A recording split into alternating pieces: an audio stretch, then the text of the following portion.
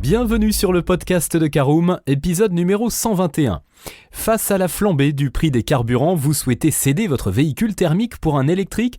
De plus en plus d'automobilistes sautent le pas car la voiture électrique offre une panoplie d'arguments à commencer par un coût d'usage nettement inférieur à l'essence ou au diesel. Vous avez plutôt l'habitude de réaliser des trajets en ville pour rejoindre votre lieu de travail ou votre domicile, alors une petite voiture électrique est idéale pour vous. Vous pourrez ainsi facilement circuler dans la jungle urbaine au volant d'un modèle tendance et performant. Même avec une voiture électrique de cette taille, vous ne manquerez pas d'autonomie puisque de plus en plus de bornes de recharge se développent dans l'Hexagone. On fait le point et on vous aide à trouver votre voiture électrique dans ce nouveau podcast.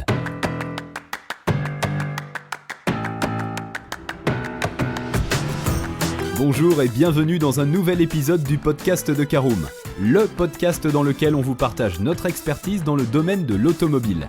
Mandataire, voitures neuves et d'occasion, importation, démarches administratives, essais, bons plans et nouveautés, on décortique tous les sujets ensemble pour répondre au mieux à toutes vos questions sur l'automobile.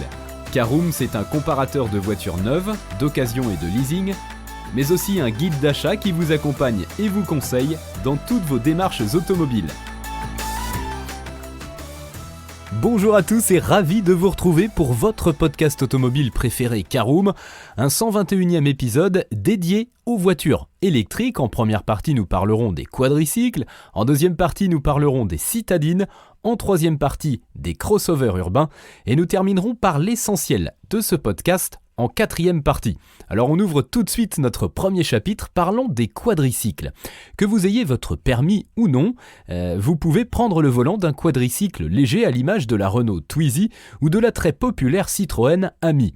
Ce type de véhicule est généralement très compact et offre jusqu'à 2 places à bord. Il s'adapte donc à la ville, à ses petites rues étroites et vous n'aurez donc aucun mal à stationner. À l'image d'une voiture sans permis, ces quadricycles électriques atteignent une vitesse maximale de 45 km/h, suffisante en ville. Pour rappel, ces véhicules ne sont pas autorisés sur l'autoroute. En outre, bien qu'ils soient très petits, les quadricycles disposent de multiples petits rangements pour y stocker vos affaires ou vos courses en tout genre. Comme voiture secondaire du foyer pour un adolescent ou pour un usage en solitaire, le quadricycle 100% électrique s'adapte à vos besoins urbains. Deuxième partie, parlons des citadines. Qui dit petite voiture électrique dit forcément citadine. Sachez que ce segment est très bien représenté et que vous trouverez forcément votre bonheur parmi une large sélection de modèles. Avec leurs gabarits compacts, les citadines électriques sont à l'aise en ville, mais aussi sur de plus longs trajets. Elles peuvent en effet atteindre jusqu'à 300 km d'autonomie WLTP. Ces véhicules électriques affichent également des lignes tendance et sont bardés de technologie pour une conduite sûre et divertissante. De même, la plupart des citadines électriques peuvent accueillir jusqu'à 4 passagers et bénéficient d'un volume de coffre convaincant. L'habitabilité de ce type de véhicule s'adapte donc à une petite famille ou un couple ou un voyage solitaire. Parmi les best-sellers, on retrouve la Dacia Spring qui prend de la hauteur et adopte le look d'un SUV, la Renault Zoé, la Peugeot i208, la Fiat 500 ou encore la Mini électrique. Si vous recherchez une mini citadine, pourquoi ne pas prendre le volant d'une Renault Twingo e-Tech, d'une Volkswagen e-Up, d'une Honda i ou d'une Smart EQ42 ? Voilà donc pour nos citadines, parlons des crossovers urbains. Si vous recherchez donc une voiture électrique plus grande qu'une citadine mais qui conserve un gabarit compact, vous pouvez vous orienter vers un crossover ou un petit SUV. Tout aussi fourni que le segment précédent, de plus en plus de marques généralistes et premium commercialisent de tels modèles, à l'image du Peugeot i2008, du DS3 e-Tense, du Kia e-Soul ou encore du futur SUV Smart Diez 1. Et qu'il soit thermique ou électrique, ce type de véhicule est particulièrement apprécié par les automobilistes car la position de conduite surélevée offre un sentiment de sécurité supérieur, tandis que le côté baroudeur permet de se distinguer des autres segments.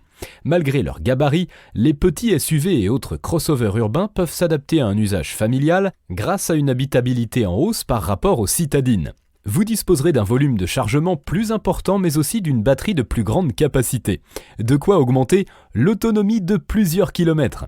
Ces véhicules se montreront donc à l'aise sur tout type de trajet, que ce soit en ville, sur route ou autoroute. Voilà, c'est l'heure de l'essentiel à retenir de ce podcast. Maintenant que vous en savez plus sur les petites voitures électriques disponibles en 2023, il est temps de faire votre choix.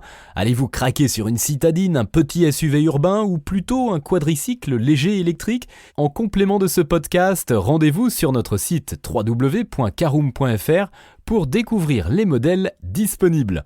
En outre, n'oubliez pas que vous avez le droit à plusieurs aides gouvernementales et locales afin de diminuer le prix d'achat de votre voiture électrique. On pense ici au bonus écologique et à la prime à la conversion qui vous permettent d'économiser plusieurs milliers d'euros.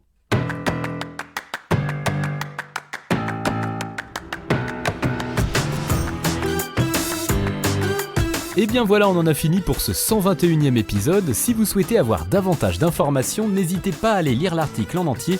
On a mis le lien dans la description, plus quelques bonus. Vous pouvez également le retrouver en tapant Caroom, choisir petite voiture électrique sur Google. Et si vous avez encore des questions, vous pouvez laisser un commentaire sur l'article ou les poser sur notre forum. Merci d'avoir écouté cet épisode jusqu'au bout. S'il vous a plu, n'hésitez pas à vous abonner au podcast depuis votre plateforme préférée, à le partager autour de vous et sur vos réseaux sociaux.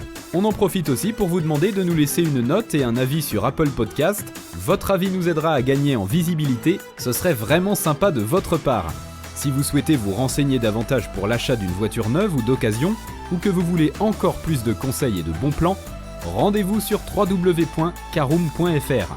Si vous avez encore des questions, des remarques ou des recommandations, n'hésitez pas à nous contacter sur nos réseaux sociaux. Merci encore et à bientôt pour de nouveaux épisodes du podcast de Caroom.